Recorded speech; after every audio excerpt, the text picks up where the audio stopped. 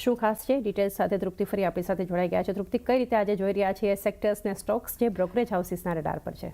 Again good morning ચાની શરૂઆત આપણે સેક્ટરથી જ કરશો તો ખાસ કરીને સિમેન્ટ સેક્ટર્સ પર અહીંયા ઇન્વેસ્ટેક તરફથી એક રિપોર્ટ આવતો જોવા મળી રહ્યો છે. તેમનું કેવું છે કે અલ્ટ્રાટેક અને જેકે સિમેન્ટ છોડીને તમામ કંપનીઓ પોતાના એપિટા પ્રતિ ટનની જાહેરાત જે છે તે અહીંયા થોડીક નરમાશ તરફ દેખાડી છે. ત્યાં સાથે તેમનું એ પણ કેવું છે પરંતુ ક્વાર્ટર ફોરમાં આ જે મામૂલી પ્રાઇસીસમાં ઉછાળો આવ્યો છે અને ઓપરેટિંગ લિવરેજને કારણે કરીને સુધારાની તેઓ અપેક્ષા રાખી રહ્યા છે. Overall UltraTech cement, Ambuja cement, JSW cement, JK cement દરેક માટે તેમના તરફથી ખરીદારીની સલાહ જોવા મળી રહી છે. ત્યારબાદનું સેક્ટર છે એ છે OMCs પર. અહીંયા ઇન્વેસ્ટેક તરફથી આપણને થોડો ઇન્ટરેસ્ટિંગ રિપોર્ટ છે. અહીંયા તેમનું કેવું છે કે કોર પ્રદર્શન અને સબસિડરીનો સપોર્ટને કારણે કરીને ક્વાર્ટર 3ના પરિણામ જે છે મજબૂત આવ્યા છે. તે છતાં પણ રોકાણકારો હવે અહીંયા આ સેક્ટર્સને લઈને ખૂબ જ એક અનિશ્ચિતતા તેમને અહીંયા લાગતી જોવા મળી રહી છે, કારણ કે બ્રેન્ટ ક્રૂડના પ્રાઇસીસ $70 પાર થઈ ગયા છે. આ કારણે કરીને માર્જિન પર એક સારી નેગેટિવ ઇફેક્ટ આવી શકે છે. આ કારણસર થોડુંક એક અહીંયા અનિશ્ચિતતા જોવા મળી રહી છે, પરંતુ તેમનું એ પણ કહેવું છે કે કંપનીના વેલ્યુએશન જે છે તેમાં એક મોટી અડચણ પણ જોવા મળી શકે છે. પરંતુ OMCs કંપનીઓ માટે વેચવાલીની સલાહ છે તેની સામે તેમને રિલાયન્સ જે છે એક યોગ્ય વિકલ્પ લાગી રહ્યો છે.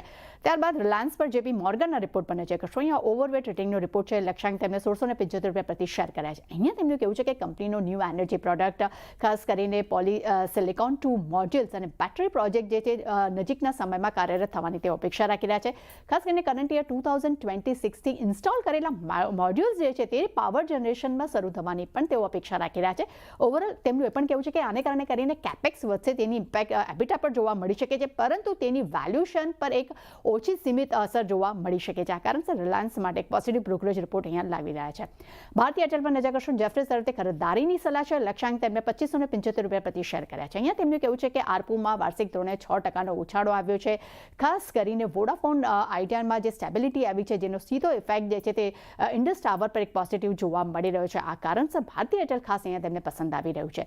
CLSA તરફથી ટાટા મોટર્સ PV પર રિપોર્ટ પર નજર કરશું. અહીંયા તેમને આઉટ પરફોર્મ રેટિંગનો રિપોર્ટ આપ્યો છે. લક્ષ્યાંક તેમને $673 પ્રતિ શેર કર્યા છે. અહીંયા તેમનું કહેવું છે કે ભારત અને યુરોપમાં બંને જગ્યા પર હવે કમર્શિયલ વ્હીકલમાં એક સારો એવો સુધારો જે છે શરૂ થતો જોવા મળી રહ્યો છે અને આ જે અપસાઇકલ આવી રહી છે જેને કારણે કરીને વોલ્યુમ અહીંયા સુધરતા જોવા મળી શકે છે. માર્જિનમાં પણ આગામી સમયમાં સુધારો આવી શકે છે અને 2 વર્ષમાં લગભગ મજબૂત ફ્રી કેશ ફ્લોની પણ તેઓ અપેક્ષા રાખી રહ્યા છે.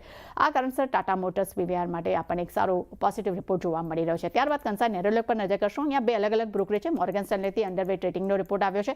તેમને લક્ષ્યાંક $191 પ્રતિ શેર કર્યા છે. ઓવરઓલ તેમનું કહેવું છે કે ક્વાર્ટર 3 FY26માં કંપનીના માર્જિન્સનું ગાઇડન્સ જે છે 13-14% આપ્યું છે.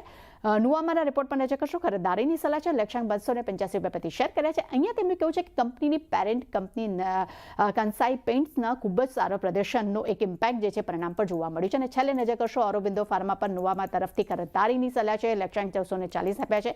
અહીંયા તેમનું કહેવું છે કે લાયસન્સ NDA પ્રોડક્ટ એડિક્યુ માટે US FDA પાસેથી જે મંજૂરી મળી છે, જેને કારણે કરીને આવનારા સમયમાં કંપનીના બ્રાન્ડ્સ પર એક પોઝિટિવ ઇફેક્ટ જોવા મળી શકે છે અને લાંબા ગાળા માટે એક સારા ટર્મ્સ વેલ્યુની પણ તેઓ અપેક્ષા રાખી રહ્યા છે. એટલે ચાની ડેફિનેટલી ઘણા બધા બ્રોકરેજ રિપોર્ટ છે, પરંતુ ખાસ કરીને રિલાયન્સ OMCs કંપનીઓ આજે ખાસ એક રડારમાં જોવા મળી શકે છે. જી તૃપ્તિ, આભાર.